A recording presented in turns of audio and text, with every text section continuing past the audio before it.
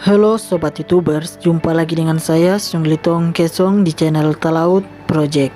Ya, jadi sobat, kali ini saya akan membahas tentang sejarah kain tenun kofo Sangihe Talaut, warisan yang terlupakan yang kini mendunia.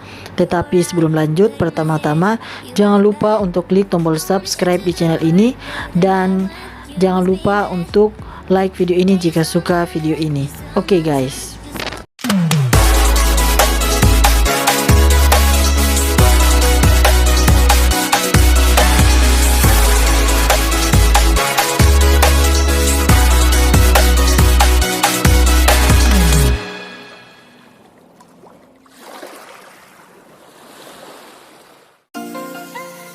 Kain tenun kofo berbahan dasar salah satu spesies pisang yang tumbuh melimpah di Pulau Sangihe selama berabad-abad, yakni Hote. Pisang Hote atau Rote adalah tanaman penting dalam kehidupan suku Sangihe Talaut. Digunakan sebagai bahan dasar untuk kain serta salah satu komponen untuk rumah tradisional di wilayah tersebut. Pada akhir 1800, pemerintah kolonial Belanda melarang dan memerintahkan menghancurkan perkebunan pisang Hote untuk digantikan oleh kopi dan kapas. Kain kope dipresentasikan pada tahun 1927 oleh Kerajaan Tabukan di Istana Sultan Surakarta dan menerima sebuah erik diploma dari Belanda kolonial.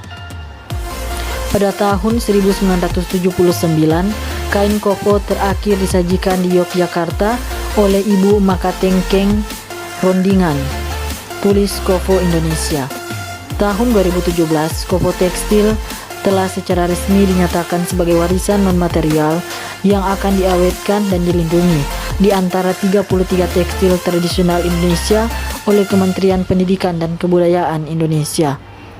Menurut Immanuel Mahmudi, sejak masa prasejarah, suku Sangihe sudah mengenal dan menggunakan ragam hias. Ragam hias tertua ditemukan pada gerabah atau perlengkapan dapur manusia purba yang oleh para ahli diperkirakan berumur 5.000 tahun. Dikatakan tenun masuk ke wilayah Nusantara bersamaan dengan masuknya bangsa-bangsa yang sudah mengenal perunggu dan besi. Mereka memperkenalkan alat tenun sederhana yang diikatkan pada tubuh dengan nama gendongan. Tenun ini menggunakan susunan benang lungsi yang berkesinambungan. Di Sangihe, benang tenun terbuat dari serat abaka atau Musa textilis atau Musa mindanensis. Sejenis pisang-pisangan dalam bahasa Sangihe disebut kofo atau hote atau rote. Tanaman Hote ini dikenal juga dengan nama Manila Hep. Motif-motif hiasan tenun di Indonesia mendapat pengaruh dari Cina, India, dan Arab.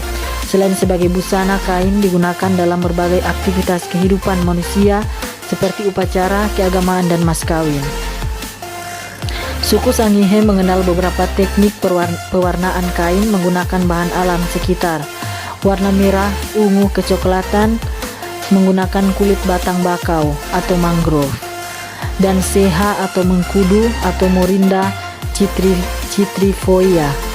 Tanaman bakau dan mengkudu tersebar di seluruh desa Pulau Sangihe besar, warna merah dan kesumba. Dari bukti kain yang ditemukan melalui efek warna yang tersisa dari kain-kain tua, tidak ditemukan teknik pewarnaan menggunakan warna kuning.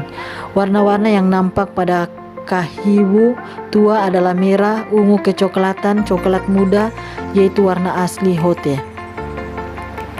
Aktivitas tenun Sangihe mengalami kemunduran, tulis Mahmudi, mulai dari tahun 1889. Pada saat itu, pohon-pohon pisang abaka dipotong atas perintah pemerintah kolonial Belanda dan diganti dengan kapas, tebu, dan tembakau. Kerajinan tenun bertahan sampai tahun 1994 dengan dikirimnya seorang pengrajin asal kampung Lenganeng ke Jakarta. Meskipun demikian, sampai saat ini di setiap desa masih memiliki 1-3 orang yang boleh menenun kain kofo. Alat-alat tenun masih dimiliki oleh pengrajin di beberapa desa seperti Manumpitaeng, Lenganeng, Batu Derang. Tahun 1898, ungkapnya kerajaan Tabukan mengirim kain kofo di Manado atas pesanan para orang kaya.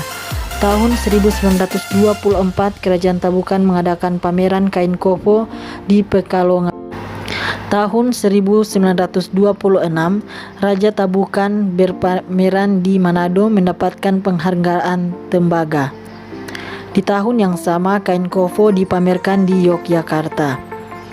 Selain memproduksi kain tenun atau kahiwu, suku Sangihe juga mampu membuat busana atau pakaian.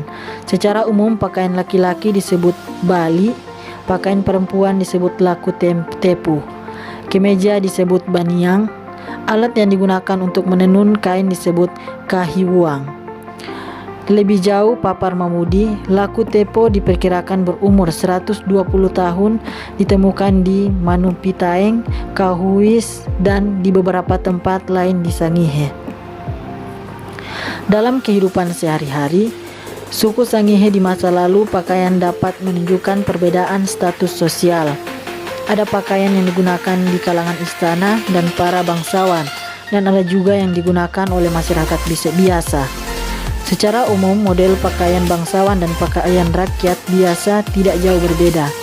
Yang membedakan adalah teknik pewarnaan dan atribut atau aksesoris yang digunakan.